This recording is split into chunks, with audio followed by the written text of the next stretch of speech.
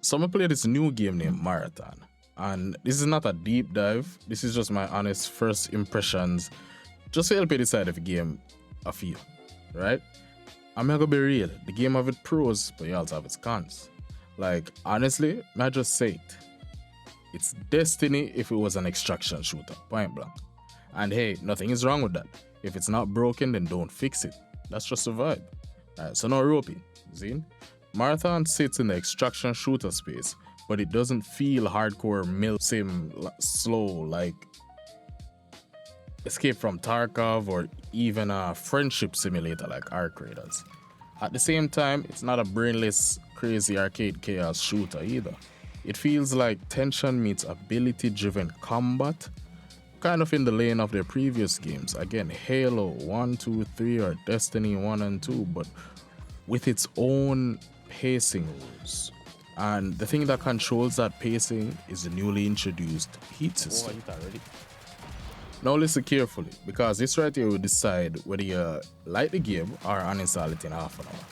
Heat heavily affects movement. The more you sprint, slide, reposition or use movement enhancing tools, the more heat you will generate. And if you max out that heat, your mobility is basically cooked for that fight. Now, why is this a main topic for first impression? Well, that's because to me this system is game changing. This separates this game specifically from the other extraction shooters in its genre, right? A new variable found in simple movement restriction, if you will. Simply put, you just aren't zooming anymore. This is not Call of Duty when you're sliding all over the place like you drink a special with an extra shot of boom. You have to manage movement like it's a resource. You can't panic move, you can't spam reposition. And if you overcommit and someone challenges you right after, that's your fault and you're gonna get manhandled for it. So that forces the game rhythm to now become engage, reposition, cool down, then re-engage. It's structured aggression. And if you love tactical pacing, you're gonna like this. If you're full send, joystick forward all the times energy, W key energy, you are definitely going to love the menu screen. Now, let's talk about how the game actually feels as you run through the battle. Honestly, the gunplay is one of the best aspects of this game and hands down the most satisfying. I mean, as usual for a Bungie shooter, they always had gunplay down. And each weapon in this title, even the blocky looking ones, feel powerful. The bullets hit and they hit hard, and you can see it in the AI. They stagger when you land consecutive shots. I only wish there were maybe additional animations to these bots. Maybe being hit would give a little bit more life to them. Maybe a shoulder being thrown back or piece of metal flying off. You know, something that brings home the impact. That feedback in itself is immensely satisfying. But my only pet peeve when it comes to this game is reloading. Reloading feels like it takes 3 seconds while time to kill feels like 6. That reload window can feel extremely punishing, you know? But hey, was just a server slam. Who knows what they will be here in future updates. And let's not forget the main thing here. The classes, or as Marathon calls these, the runner shells. Because this is where Marathon really starts separating itself from other extraction shooters again. These aren't just cosmetic classes. Each runner shell changes how you approach fights, how you manage heat, and how you survive engagements. And the abilities are actually unique. There aren't any filler. We're talking status effects like electricity and toxin that genuinely alter the tempo of combat. You're not just shooting bullets, you're managing conditions, you're controlling space, and applying pressure using your different classes. Now let's break down two that stood out to me. First, let's start the Destroyer. The Destroyer feels heavy, tanky, and grounded. The moment you load in, you can feel the weight in the movement. It's not sluggish, but it's deliberate. There's presence to it. The tactical sprint is extremely useful, especially if you're coming from something like Call of Duty. It scratches that itch. You get that burst of forward pressure, but here's the difference. You feel the armor, you feel the bulk. It honestly reminds me of the grounded weight of Master Chief, mixed with that physical presence that you get from that type of build. When you push as a destroyer, it feels intentional. You're not dancing around fights, you're entering them. This is for players who like to frontline, soak pressure, and control the space for their team. If you enjoy being the anchor for your squad, this is your guy. Now, on the complete opposite end, you have Vandal. Vandal is quick, and I mean quick. In my opinion, as far as extraction shooters go, Vandal is about as fast as it gets without breaking the game's pacing rules. Where Destroyer owns space, Vandal steals it. You flank, you reposition, and then you punish overextensions. People moving away from their own team to try to get an upper hand on your team, right? And because of the heat system, that speed doesn't feel broken. You still have to manage your movement as Vandal. You just have better tools to exploit windows. Neither the shells feel useless. They're different identities, different rhythms, different playstyles. So if you're watching this trying to decide whether the game is for you, ask yourself, do you like controlled aggression and weight, or do you like precision and speed? Because Marathon actually commits to that difference, and that's one of its strongest design choices so far. So now let's talk about the elephant in the room. The maps, the visuals, the thing everyone noticed immediately. Because at first glance, this game is loud. And I'm not talking about the sound. The color palette feels almost directionless. It's like someone spun a sci-fi color wheel and said, yeah, that worked. Bright greens next to harsh reds, clean white surfaces next to heavy industrial tones, neon elements layered over matte textures. Now, to be fair, this seems intentional, and I get if they are trying not to look like every other muted gray military extraction shooter.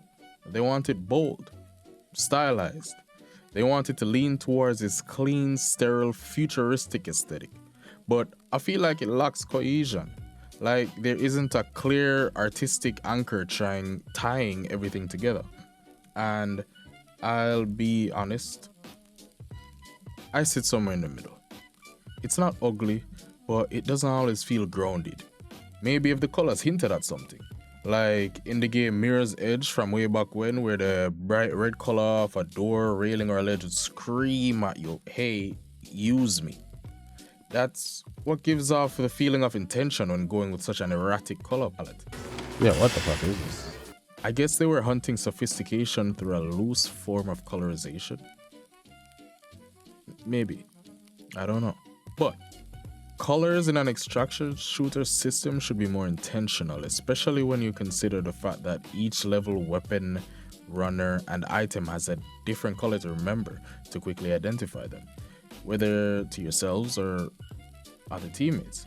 But now, even callouts are going to become a bit harder now that you have to remember the blue armor guy who has a black and white rudder whom you shot in the orange building on the other side of perimeter. Listen, the colors can work, but maybe they should revisit the design language come launch. Now, design-wise, the maps themselves don't feel like traditional shooter maps. They feel more like carefully knit obstacle courses.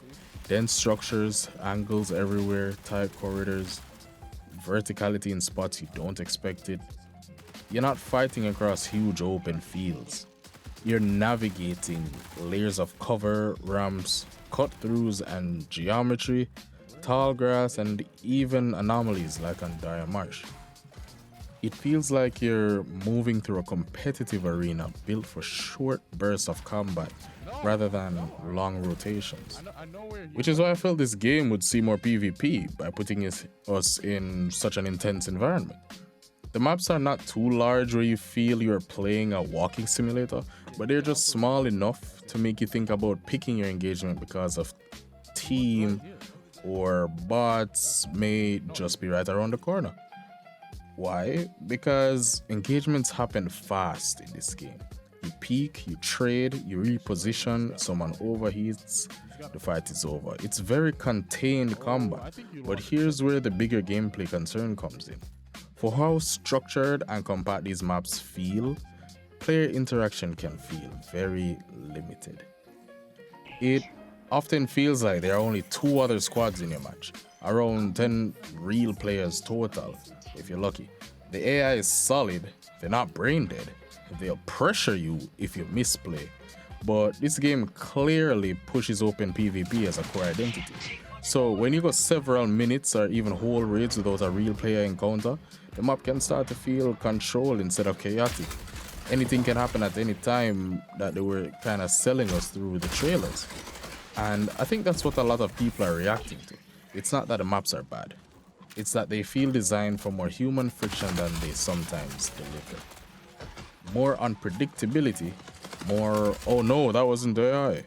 Or right now, it just seems like it feels curated, right? Like this is how it's supposed to be, but it's just not delivering on that promise. And depending on what you want from an extraction shooter, that could either feel strategic or slightly underwhelming. But for me, I love my fights. And that leads into one of my bigger concerns, audio. Your own footsteps, clear. Other players, sometimes I feel like I'm getting jumped by ghosts.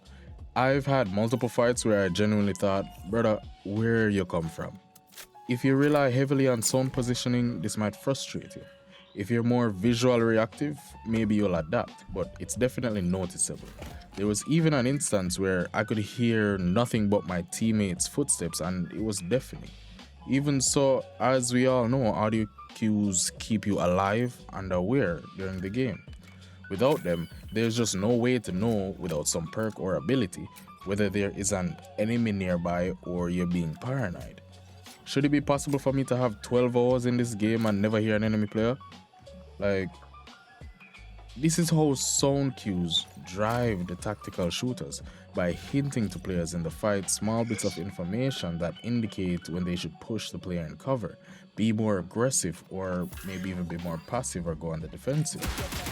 Sounds like healing, broken shields, and reloading give drive to this type of gameplay. And while I'm not saying that these audio cues are completely missing from the game, maybe adjust the volume to be slightly higher so we can hear them better, you know?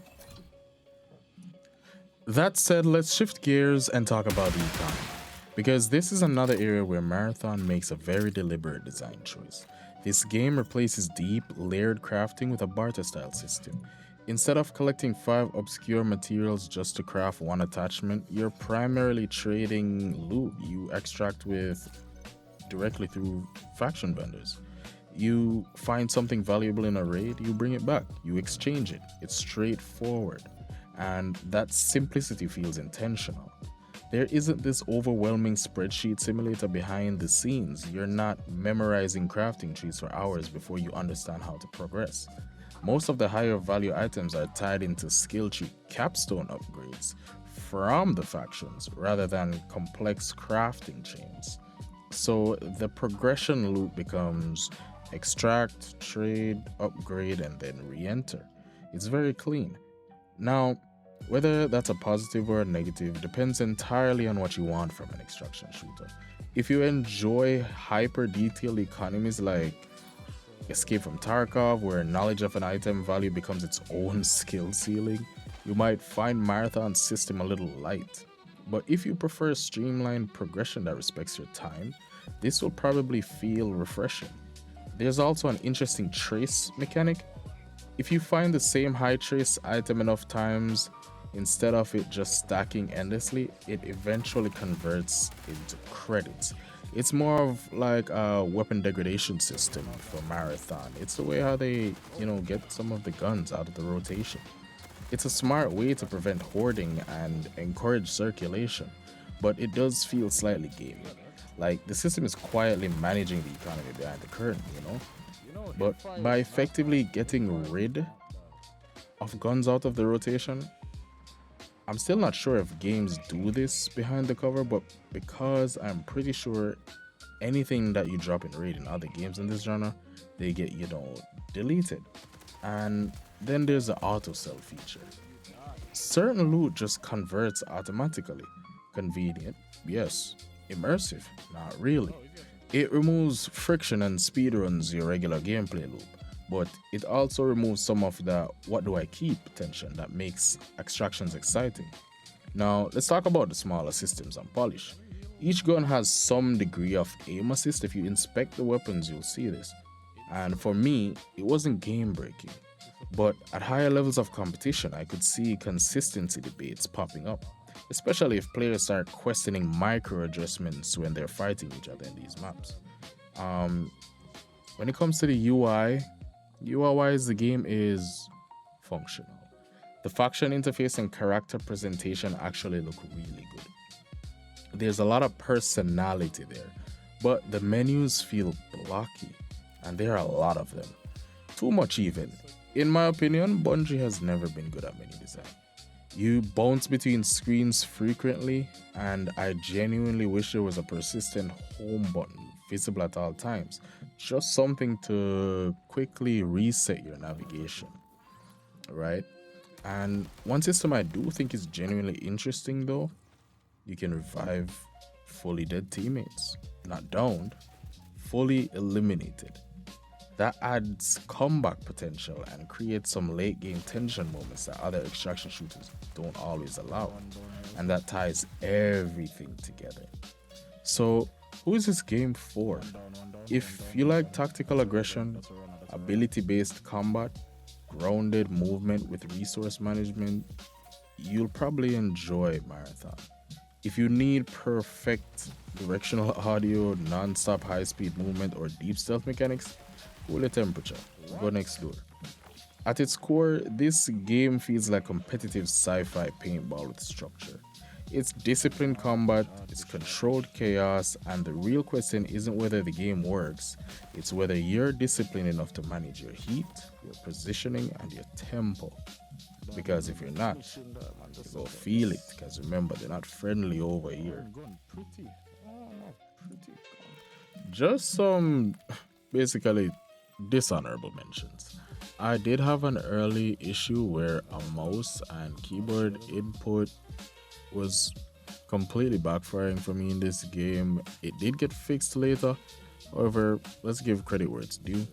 I also did have one crash while adjusting the resolution of my second monitor. It may have been a fluke, but it did happen. Nothing catastrophic, just noticeable. My window also resized itself into like half of my screen for no apparent reason. But all in all, this was a server test. I assumed it's only there to test the server capacity and as a side quest to, discover and fix these bugs. So on Bungie's part, there's intent and effort there.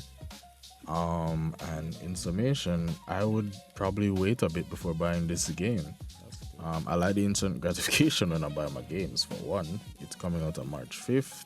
I'm not going to pre-order it. But I ultimately like to give the devs time and space to smooth out these issues before I have to start complaining about them. I mean, the game is fun.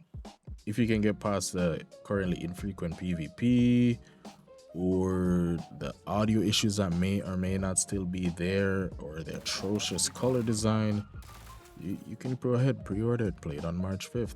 But for me, I'll wait until further down the update roadmap pipeline before buying this game.